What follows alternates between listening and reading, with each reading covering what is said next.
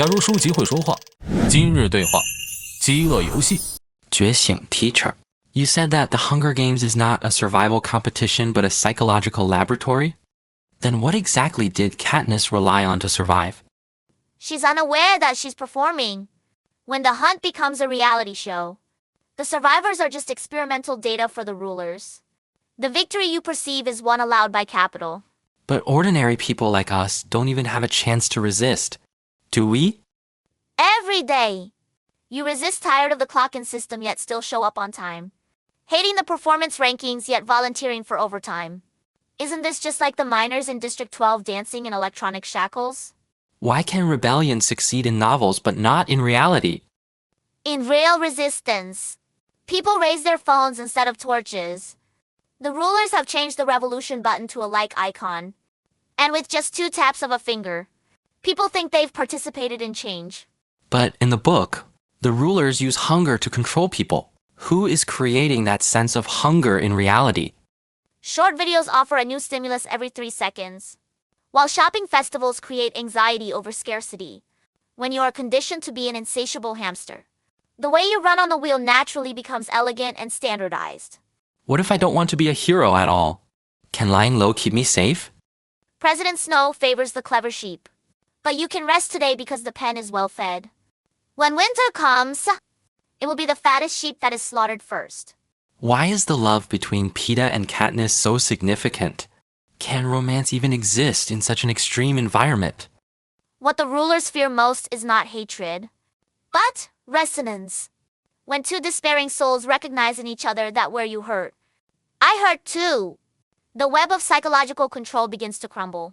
But the real workplace teaches us not to bring emotions into our work, suggesting that only by being robotic can we survive? Robots will be phased out because artificial intelligence is cheaper. The softness of human nature is not a weakness. It is your last line of defense that distinguishes you from algorithms. You said that a real revolution begins with refusing to follow the script. But how can I even pass the probation period if I don't understand the rules of the workplace?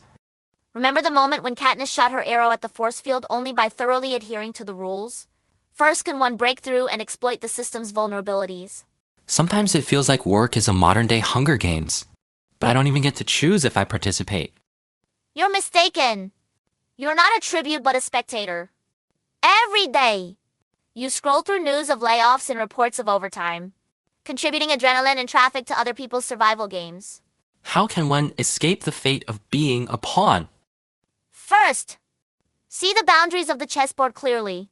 When you are unwilling to claw your way to a promotion at the expense of your colleagues, or when you suddenly burst into laughter during a team-building performance, the cracks in the chessboard begin to show.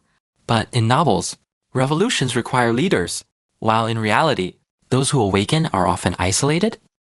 A flame needs a spark, not a torch.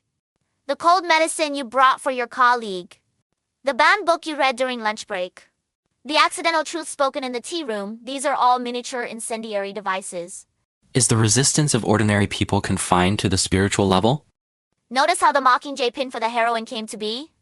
It was a defective product resulting from a blacksmith's mistake.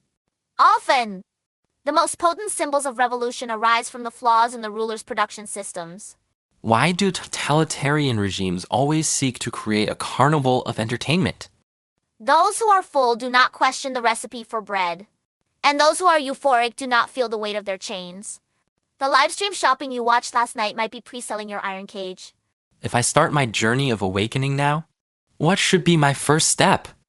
Start by recognizing the theater lights. When a leader compliments you as having potential, what they really mean is you can still be further exploited. When HR talks about eliminating the weakest, what they are actually referring to is legally purging dissenters. Would awakening actually be more painful? Knowing the truth yet powerless to change it? Between the tranquility of anesthesia and the pain of consciousness, choosing the latter is what preserves humanity. Remember, the antidote to the poisoned apple lies in the moment you refuse to force a smile. Now that even social media has become a stage for performance, where can we find any authenticity? Learn from Katniss and the pomegranate she hid the seeds in her wounds. The tears you shed in overtime, hidden from your social circle, and the heartfelt words you delete from your chat boxes are all evidence of your life. Sometimes. Do you feel it would be better to become completely numb and turn into a killing machine like the other tributes? Look at the wildflowers of Lulu. The humblest form of resistance is not combat, but persisting in photosynthesis within the cracks of concrete, reminding all prisoners that sunlight should be free.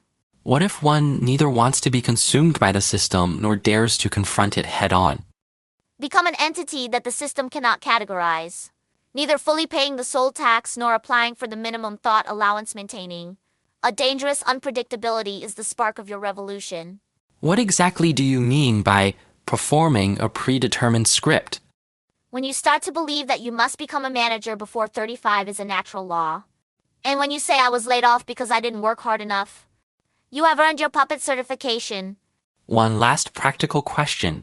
As a new professional who has just had this awakening, how should I conduct myself at work tomorrow?